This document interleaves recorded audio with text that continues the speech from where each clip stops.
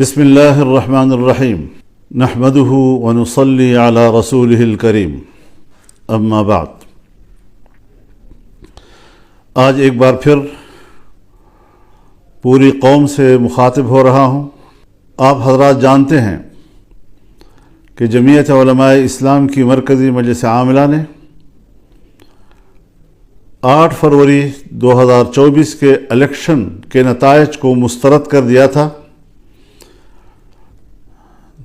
2018 کے الیکشن میں جو عوام کی حق رائے دہی پہ ڈاکہ ڈالا گیا تھا، 2024 میں ایک بار پھر عوام کی حق رائے دہی پر شبخون مارا گیا ہے۔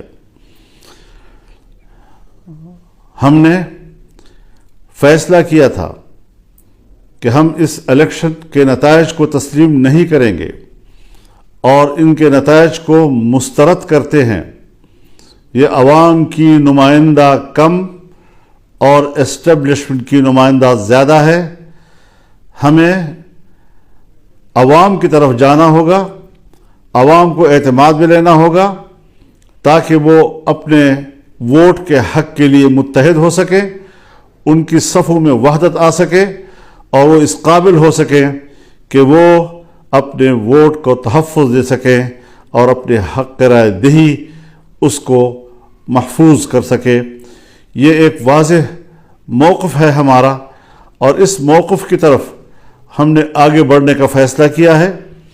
چنانچہ انشاءاللہ العزیز اللہ تعالیٰ کی فضل اور اس کی تائید کے ساتھ ہم 25 اپریل کو بلوچستان سے اس تحریک کا آغاز کریں گے اور ان اجتماعات کو ہم عوامی اسمبلی کا نام دیں گے۔ 25 اپریل کو بلوچستان میں پشین کے مقام پر بہت بڑا جلسہ کیا جائے گا جس میں بلوچستان کے عوام شریک ہوں گے۔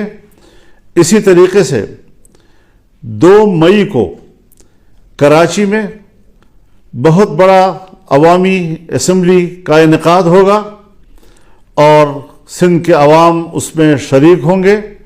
ہماری تیسری عوامی اسمبلی پشاور میں ہوگی اور 9 مئی کو اس کا انعقاد ہوگا جس میں صوبہ خیبر پختونخوا کے تمام لوگوں کو دعوت دی جائے گی اور اس عوامی اسمبلی میں وہ شرکت کریں گے۔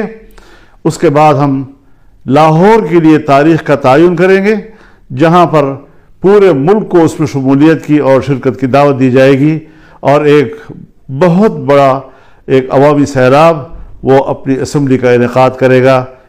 ہم اس حوالے سے دوسری سیاسی جماعتوں سے بھی رابطہ کر رہے ہیں تاکہ عوام کی ایک متفقہ اور متحدہ صف وہ اس کو زندہ کیا جا سکے، اس کو منظم کیا جا سکے۔ تو اس حوالے سے ہم اس شیڈول کا اعلان کر رہے ہیں اور انشاءاللہ ہمارے کارکن، ہماری تنظیمیں، ہر صوبے کی اور ماتحت تنظیمیں ان کو کامیاب بنانے کے لیے فوراً حرکت میں آئیں گی۔ کیا مسئلہ ہے آخر کہ جہاں الیکشن کمیشن بے بس رہا ہے اور اس کو ایک نتیجہ بھی مرتب کرنے کی اجازت نہیں ہے اور اداروں کی طرف سے جو نتائج بھیجے جاتے ہیں، آج الیکشن کمیشن میں کوئی دم خم ہی نہیں رہ گیا ہے۔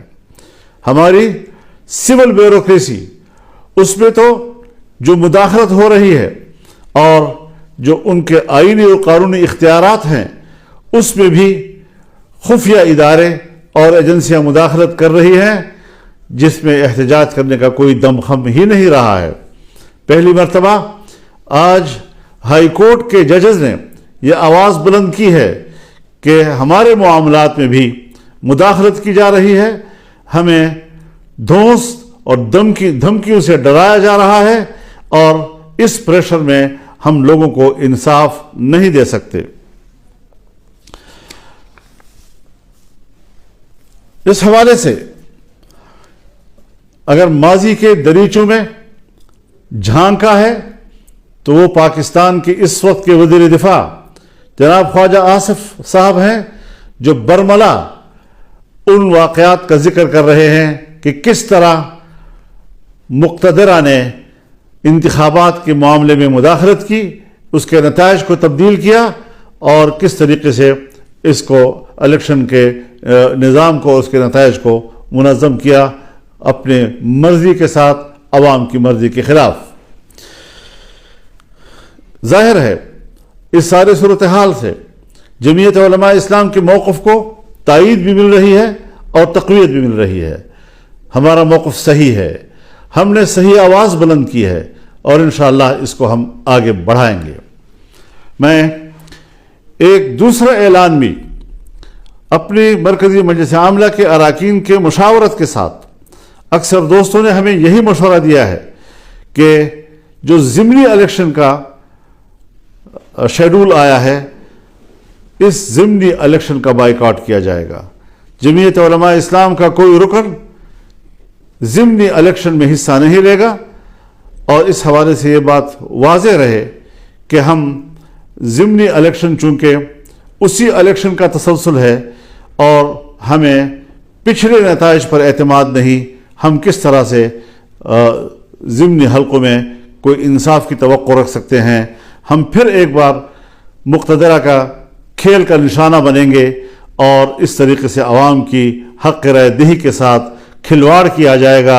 ये बात किसी कदर हमें काबिल कबूल नहीं। इंशाअल्लाहुल अज़ीज़ रमज़ान मुबारक के बाद तहरीक चलेगी, फ़ैसले अब ऐवान में नहीं मैदान में होंगे। अब मुक़्तदरा की असम्बली नहीं चलेगी, अवामी असम्बली चलेगी और उस हवाले से भरपूर अवामी जद्दोजहद का आगाज़ किया जाएगा। हम अल्लाह से मदद की दरख्वास्त करते हैं, दुआ करते हैं कि अल्लाह ताला हमें इस मकसद में कामयाबियाँ अता करें और पाकिस्तान को एक पुरअमन और एक इस्लामी फलाही रियासत की सूरत में हमें दिखाए। मैं इस बात की वजाहत कर देना चाहता हूँ कि हमारी जद्दोजहद वो पुरअमन होगी, आईन और कानून के दायरे में होगी और किसी किस्म का तशद्दुद का आंसर हमारी तहरीक में नहीं होगा। अवाम को हक़ पहुँचता है कि वो मुल्क में एहतजाज करें और अपनी राय से दुनिया को आगाह करें। आज आलमी दुनिया भी हमारे इलेक्शन पर सवालात उठा रही है, हमारे इंतखाबात पर वो एतमाद का इजहार नहीं कर रहे, कोई हिचकिचा रहे हैं, कोई किसी कदर इजहार राय कर रहे हैं कि पाकिस्तान के इस इलेक्शन के नताइज पर एतमाद नहीं किया जा सकता।